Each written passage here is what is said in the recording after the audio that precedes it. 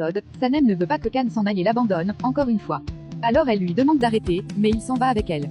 Oui, Khan emmène Sanem avec lui. Khan lui dit que vu qu'elle lui reproche toujours de partir seule, alors, ils partent tous les deux. Sanem essaye d'arrêter le bateau en vain, et elle supplie Khan de rentrer, mais, pendant qu'elle s'agite, Khan la regarde tendrement.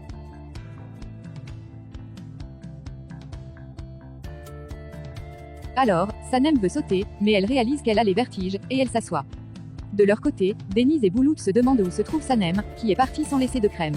Ils ont une commande de 20 crèmes, qu'ils veulent livrer, alors ils se tournent vers Darren qui avait récupéré des crèmes, mais elle leur dit qu'elle a jeté tous les pots, car elle était énervée. Boulout lui fait donc des reproches sur sa réaction, qu'il traite de stupide. Alors, Denise s'en va chercher Sanem pour lui dire de préparer les crèmes. De l'autre côté, lorsque Sanem aperçoit un autre bateau, elle se lève pour crier à l'aide, leur expliquant que Khan l'a enlevé. Mais ces signes s'apparentent plutôt à une salutation, ce que Khan lui fait remarquer, alors Sanem désespère et laisse tomber. Subitement elle reçoit l'appel de Denise, et elle lui dit que Khan l'a kidnappée, qu'elle vienne la chercher. Sanem donne le téléphone à Khan pour qu'il indique à Denise leur position, mais il prend le téléphone et il le jette. Sanem remarque le téléphone de Khan, elle essaye de le prendre, mais il le jette aussi. Alors Sanem le traite d'homme des cavernes. Sanem récupère le téléphone d'urgence et ne sait pas comment l'utiliser. Elle simule un appel et Khan s'en amuse, et il la regarde. De son côté, Uma appelle Khan, mais ça signale qu'il est indisponible. Alors, elle appelle Lilith, qui lui dit qu'il a réglé le problème de la ferme de Sanem. Il rajoute que c'est le moyen qu'il a trouvé de démanteler la ferme, afin d'éloigner Khan de Sanem. Uma sourit par rapport aux propos de Lilith, mais elle n'en mesure pas la gravité. Lorsqu'il se lève, il oublie sa canne, il vient la chercher et il repart en riant. Darren essaye de joindre Khan, et ensuite Sanem, mais les deux ne répondent pas. Aziz lui dit de ne pas s'inquiéter, et qu'ils sont ensemble. Muzo rajoute que Khan et Sanem sont des adultes, et qu'ils ont atteint leur objectif, c'est-à-dire les réunir.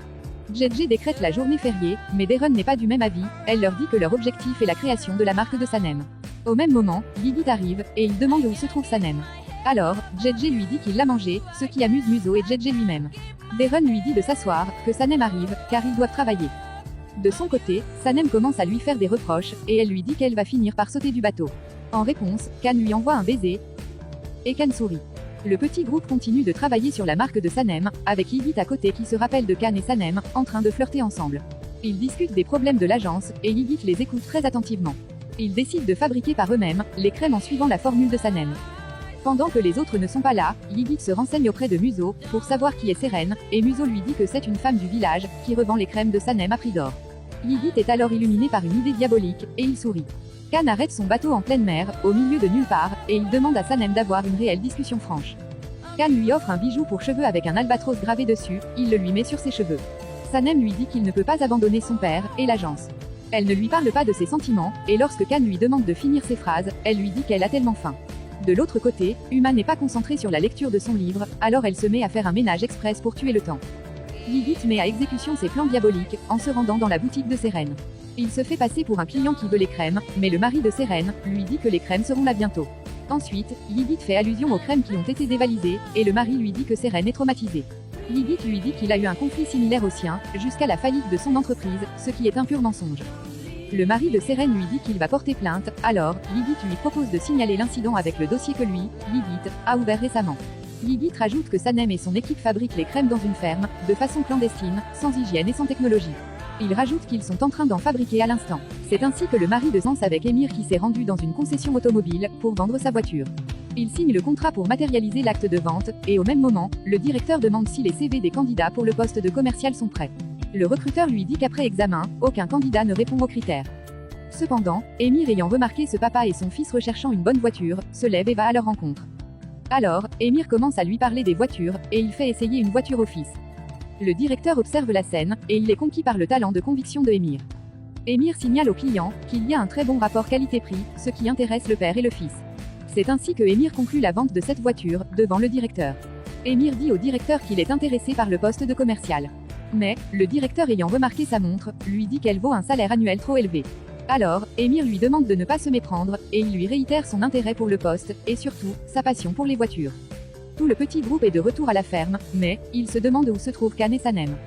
JJ et Muzo sont visiblement affectés par leur séjour au commissariat, mais Darren leur fait remarquer qu'ils ont fait juste 2 heures en détention. Pendant que Denise emmène Muzo et JJ se relaxer, Darren fait des reproches à Boulout. Et c'est à ce moment qu'arrivent Khan et Sanem. Sanem est très surprise par le bazar qu'elle voit, et elle leur demande ce qui s'est passé. Alors, ils s'asseyent pour lui expliquer tout dans les détails. De retour chez elle, Mihriban est toujours inquiète par la situation, et elle dit à Aziz qu'elle va retrouver Diemal, le mari de Seren. De leur côté, après les explications de Boulout, Khan se renseigne sur le mystérieux Diemal.